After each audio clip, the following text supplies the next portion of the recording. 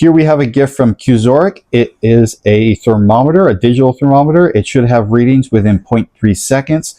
One of the things I like about it, it is waterproof, and they do note that the measurement range is quite large. It can go all the way down to -50 Celsius up to 300 Celsius, which is -58 Fahrenheit or 572 Fahrenheit.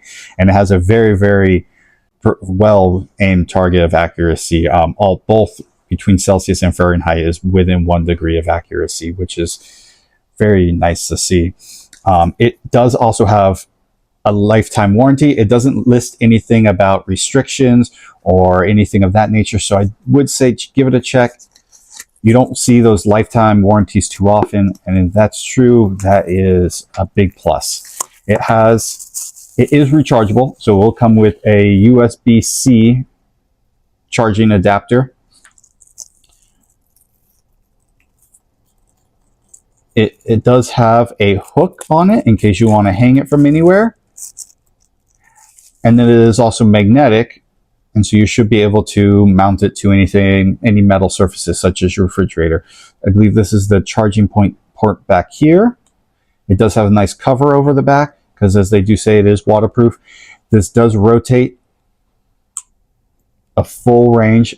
Opening it automatically turns it on, and it does rotate all the way around to an out position and then all the way down any position that you need.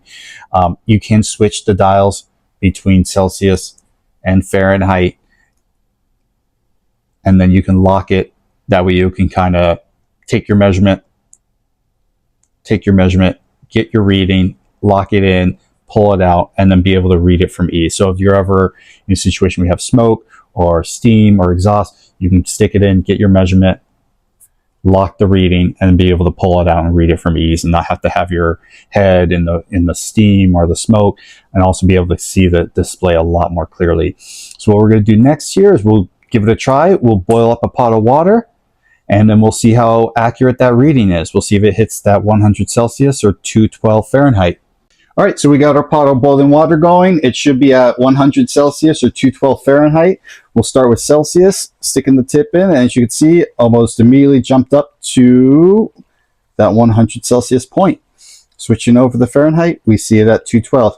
And as you saw, it got there within a second. It kind of hovered around that 99.9, 99.8, but eventually hit that 100 point.